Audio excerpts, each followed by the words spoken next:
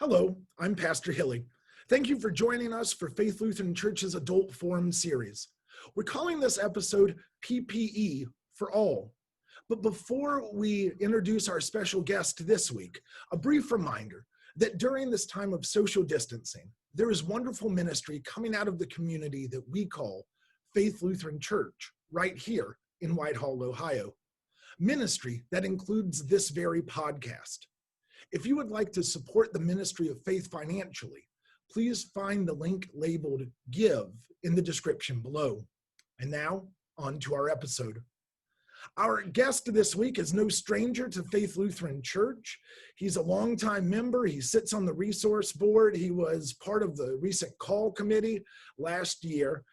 And he is also the president of Health Metrics Research and MedicareNewsWatch.com. It's your friend of mine, Alan Mittermeier. Alan, how are you, my friend? Well, hello, Pastor Hilly. Doing very well, and I've over the last several months become accustomed to doing Zoom calls and contacts. So hopefully this will be a successful one as well. It's so true. I talk to friends all the time, and we all say 80% of our work week now is sitting on Zoom calls. Yes, I'm sure for those who have to rely 100% on having Zoom contacts, it can become somewhat wearing and maybe even an eye strain. Fortunately, my work hasn't required too much of that, but for anyone who's been technologically challenged before COVID, this has been an excellent opportunity to be able to acquire those skills or to be able to enhance already skills that they might have had. Oh, I agree with that. I heard, and I can't remember if it was a reputable source or not, but they said in the past 6 months, Kohl's department store has seen a huge decrease in the number of people buying pants. Because Yes. everybody's just buying shorts, and you only see each other from the shoulders up. Right, shorts, and perhaps new pajamas. Yeah, I don't know if that's true, but it would make sense to me that, like, who's buying pants right now? Right.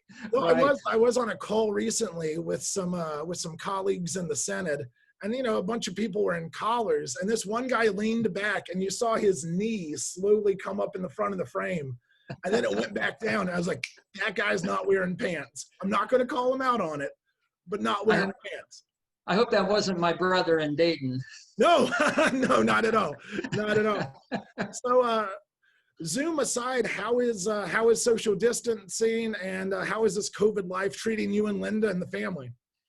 Well, we've been certainly very fortunate early on, and actually back in February, we were extremely fortunate. Linda and I spent 2 weeks over in Portugal and Spain on a trip that we had booked last fall. And we were just starting to see in some of the airports, certainly at JFK in New York City, and then over in Spain, we started seeing masks on passengers, particularly on incoming flights, as we were sitting in the waiting lounge areas. We got back from that trip on February 21st, so it was only about 3 weeks after that things really changed for everyone, but we were fortunate not to get stranded over there. And I think that probably struck a little bit of fear in us as a result, because we have tried to be extra cautious in terms of contacts that we've had and outside of our own home. We are able to provide daycare for a couple of little grandchildren who live nearby. And so that has also been an added precaution that we're taking not to get exposed ourselves and expose other family members to that. So it certainly is a challenge. We know a good number of family, relatives, and friends who are unfortunately in retirement communities or care facilities where they've been so severely restricted in terms of having very little contact with family members and friends that they would normally be accustomed to. Yeah, my parents last August moved into a retirement community, and I think my mother went 4 months without seeing her grandson, my nephew, and Hmm. I think that almost killed her. Like she was not worried about coronavirus, but it was not being able to see the grandkid. Right, You know, right, and right. it's funny when you talk about February 2020 feels like about 7 years ago. Yes. You Right. know, The distant past. exactly. Like the world was happy. Like I can't remember a single problem from February. It's just like this. It's this utopian dream state of like, oh, okay, like the city was open, and Oh, I, yes. I mean, you're an Ohio guy as much as anyone I know, and I've been saying for months. I was saying, Hmm. you and I probably had this conversation in April. I said Columbus will be fine unless we don't get Buckeye football. Yeah, right. Like Yeah, not exactly. having an OSU Michigan game will impact the psychology of our city more than anything else. Exactly. And I think some calmer minds have prevailed just in the last few days, and it's good to see that they're going to at least attempt to salvage the season this fall rather than try to do it next spring. No, I agree. So, Alan, you reached out to me about 2 months ago and asked about being on Adult Forum because you have a really fun, a really cool initiative that's happening, and kind of the vehicle for that is your website, MedicareNewsWatch.com. But before we get to your actual initiative, uh, can you explain to us a little bit about what is MedicareNewsWatch.com? Who is it kind of focused to, and like what does it do? Certainly. My background has been healthcare early on in my career, healthcare management. And then about 25 years ago, I established my own company called Health Metrics Research. And shortly after that, began to realize that there was um, very much either a dearth of good information or confusing or conflicting information that Medicare beneficiaries have to deal with, particularly when they turn age 65 Mhm. and become eligible for the Medicare program. And so beginning in 1998, actually, I put together a methodology to uh, try to help beneficiaries understand the out-of-pocket costs that may be involved if they choose to enroll in a Medicare managed care plan. Currently, those are called Medicare Advantage. About 1/3 of all Medicare beneficiaries are currently enrolled in the Medicare Advantage plans, and those plans are offered by the familiar national companies: United Healthcare, Anthem, other Blue Cross plans, Humana, Aetna, Cigna. And so what I was able to do is be able to help um, seniors in making those decisions to narrow the field, if you will, instead of having to perhaps consider 15 or 20 Medicare Advantage plan options, help them maybe narrow it down to about 4 or 5 plans Mhm. that would best fit their particular needs. So obviously everyone wants to know how much is it going to cost when I enroll in a Medicare plan.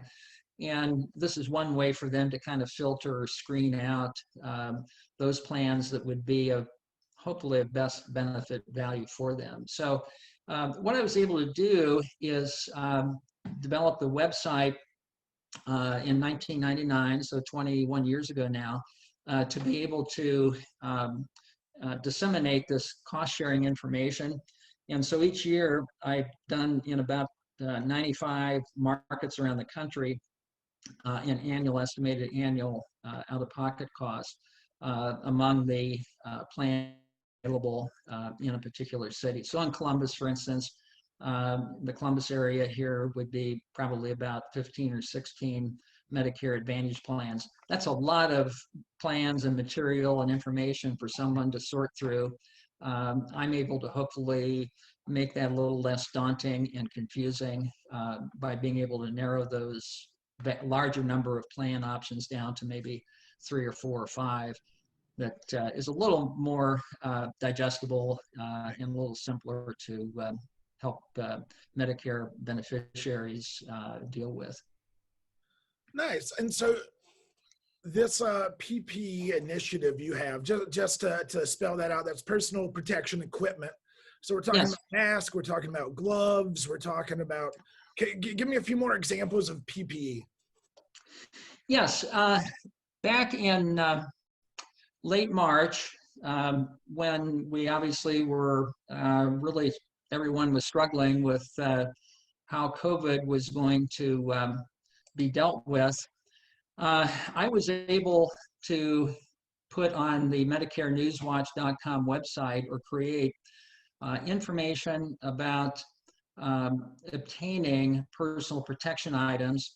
The ones that are most common, got samples here, would be, of course, masks, disposable gloves, hand sanitizer. This just happens to be one of the little pocket versions.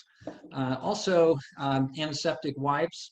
And of course, pretty quickly there were shortages and limits, if you remember, being put on all of these items when you went into a drugstore, CVS or Walgreens or Target. These items were rapidly going off the shelf as quickly as they were being stocked. And what I simply did was, on the Medicare Newswatch website, I now have listed over 100 Medicare Advantage plans around the country. And right now, probably about 2/3, maybe 70% of all the plans, Medicare Advantage plans, in the last 2 years have added this over-the-counter benefit, which generally consists of an allowance. In my case, I'm enrolled in the Aetna Medicare Advantage plan here locally. And beginning earlier this year, Aetna introduced a $45 over-the-counter benefit allowance each quarter, which over a year would be $180.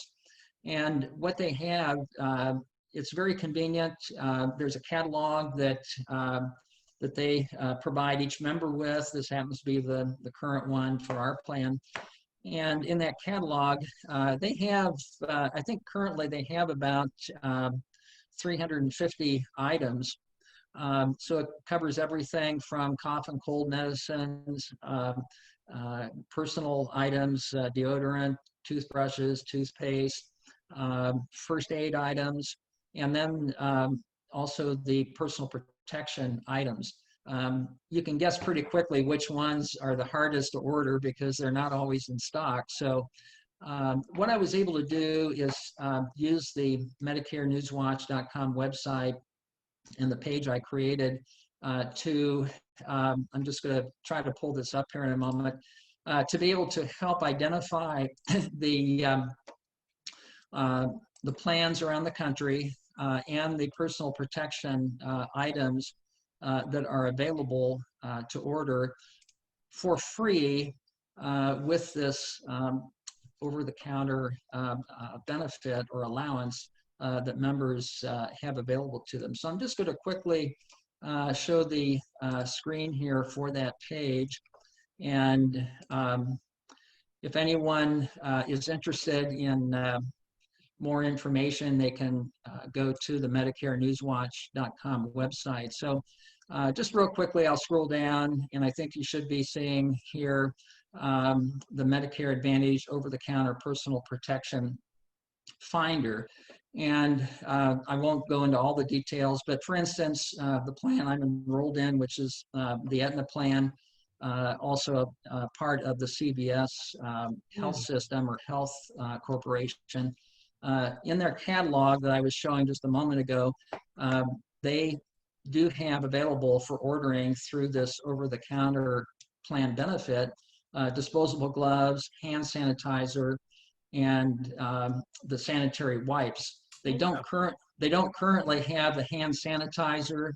That's been, for some reason, that's been removed, but other plans do have that hand sanitizer. all four of these personal protection items that I focused on. So that was the information. I wanted to make sure that during this stressful time with dealing with COVID and the precautions that we're being advised to take, I wanted to remind Medicare plan members around the country that they can they're very likely able to use some of their over-the-counter plan benefit to order and obtain these items.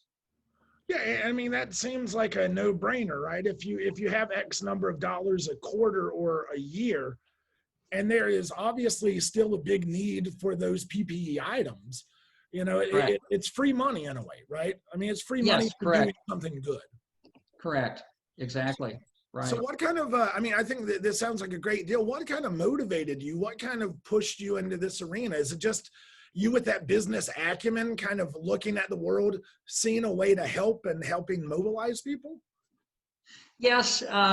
And it really, over the 20 plus years that I've been providing content and decision support information via the website, I've learned over the years that a lot of people on Medicare can really be overwhelmed in terms of the information and some of the decisions, even after they enroll in a Medicare plan. In my case, I'm 70, so 5 years ago is when I made the decision to join the Medicare Advantage plan.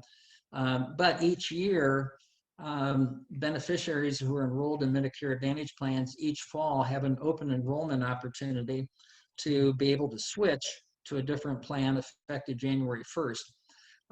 So what has happened just over the last 2 to 3 years is this over-the-counter benefit has been added as kind of an extra value, and it's somewhat of again, a way to attract people to enroll in Medicare Advantage plans, somewhat similar to almost all Medicare Advantage plans now over the last 10 years have included at no cost gym or fitness center memberships for their members. So it's called the Silver Sneakers program. There's a couple of other smaller programs, but basically you get a card and you can go to LA Fitness, you can go to YMCA, you can go to other neighborhood gyms that have that accept that membership and for free be able to work out. That's sort of gone away now at the moment because fitness clubs are not probably the best place to be spending time, even though they're struggling, of course, to try to meet cleaning requirements. But for us older adults, that's probably not the place we want to be at the moment. So my motivation was really to try to get the word out through the website that these over-the-counter benefits can be very useful. And as I've shown here on the website, we're trying to encourage Medicare plan members to consider using some or all of their over-the-counter benefit allowance as donations to organizations that are probably in need of trying to provide the personal protection items for their clients as well as staff. And so is that, when we talk about how this whole thing works, you're kind of positioning yourself via MedicareNewsWatch.com as the middleman between people who can take advantage of these dollars, which are part of their plans, and distributing those items elsewhere, right?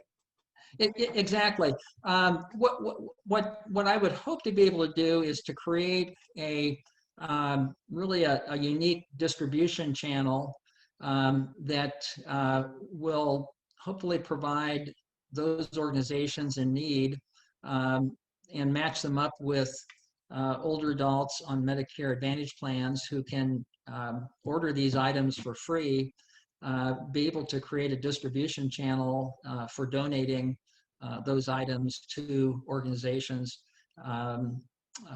wherever those happen to be in someone's local community. So I guess that the two follow-up questions that come from that are, for anybody who may be listening or watching this and go, hey, I'm on Medicare. I can look at, I can look up the website. I have these dollars. I can order these items out of a catalog and get them delivered. If they have those items at home and they're ready to donate them, what is the best way to get in contact with you, or where is your staging area for that? Well, for here in Columbus, it would just simply be a matter of contacting me on the MedicareNewsWatch.com website. There is a email address at the bottom of the page about the over-the-counter donations.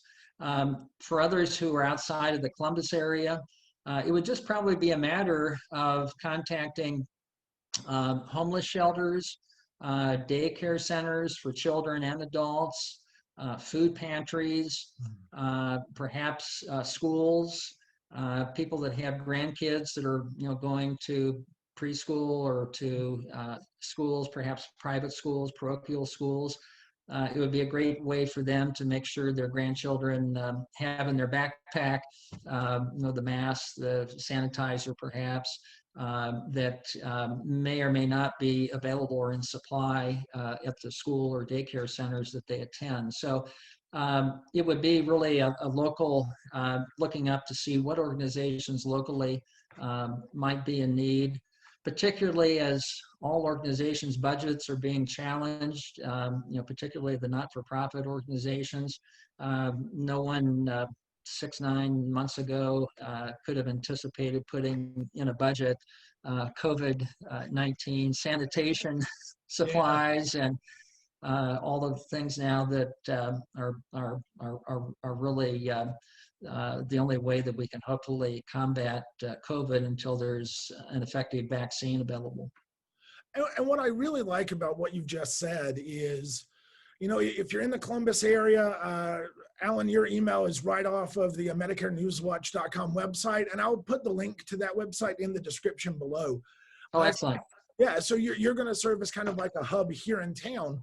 But if you're listening to this and you're in Las Vegas, Nevada, and you're on Medicare and you can order these items through your CVS, you can still call up, food pantries there in Las Vegas and still hand them out, So it's not like there's no fiscal back end benefit to you as an individual for this. We're just trying to do the right thing in the network. That's right, exactly. And for someone outside of the Columbus area, certainly organizations such as Lutheran Social Services or Catholic Social Services that are probably the two predominant church-affiliated social service organizations in most major cities around the country. But you may just find that you have even a neighbor in need or retirement community, or just, again, neighborhood food banks, homeless shelters that are more than happy to be able to add these items to their inventory. And again, once COVID has passed and the crisis kind of allows us to get back to a little more normalcy, these over-the-counter benefits can still be of value. As I mentioned earlier, you can order first aid supplies, you can order other personal items, deodorant and so forth. Again, homeless shelters and social service organizations will find a way to get those distributed to the people in need. I mean, I've had Ben Powers from Lutheran Social Services of Central Ohio here on Adult Forum before, and one of the things he and I talked about is that if you're doing this kind of trickle-down economics, which a lot of these food pantries and community service organizations are, and everything dries up, then the first people who feel that hit are the people who are being supported and cared for through these free services. Precisely. Mm-hmm. And so that's a big thing to keep in our minds across the board. I know I was talking to a good friend of mine who's a pastor out in, I'm going to say it wrong, Humanclaw, Washington. And he started at his call in December. So he hadn't even been there 4 months before, COVID hits and all this kind of thing. And we were talking, he goes, yeah, as a church, they're doing as much as they can, just like we at Faith are. And he goes, but it's so hard to remind people about the things that are happening coming out of the building because people aren't physically in the building. Yes. And I think that that's the case. We at Faith have such a loyal group of volunteers who help out with Faith Mission, and they help out with Lutheran Social Services. But then if you're not around it, you know what I mean? Right. Then it gets a little, it kind of slides out of our memory, or it slides out of our mind frame, whether we want it to or not. Right. Oh, exactly. And even just thinking about the current issues going on out in the western states with the enormous fires and the damage and people that have had to evacuate and leave virtually everything behind, and then come back to see that everything is basically up in smoke. Yep. This again would be another way to hopefully distribute over-the-counter items to help people who are likely going to be homeless, again, for no reason of their own, Right. well above and beyond what COVID has created. Yeah. And I think that that's a good thing to underline. If you take advantage of these Medicare dollars and get these over-the-counter pieces of personal protection equipment, and you don't know who to donate that to in your area, calling your local church and saying like, hey, we have these things. Probably someone at any church can help you get those Right. in the hands that are needed. I Right. was talking to a buddy of mine the other day who's a small business owner, and we were talking about the cost of, like the mask, like this one. And he Mhm. said 4 months ago, 100 of them was $30, and you had to wait 3 weeks to get it in the mail. And he goes, I just ordered some 4 days ago on Amazon. I got them 2 days ago, and it cost me $7.80. Yeah. But like we see Yeah. this, right? There was such a Right. deficit of everything, and then all the industry kind of meets that need. So are you seeing that there's, for some of the PPE equipment, where there was a drought or where there was a kink in the supply chain, now there's a lot more product there, so it's more easily, obviously some things it's harder, but Right. The one thing I have seen, and I think it's occurring pretty widely around the country, is the Medicare Advantage plans, and also probably the employers who have over-the-counter benefits attached to their employees' health plans.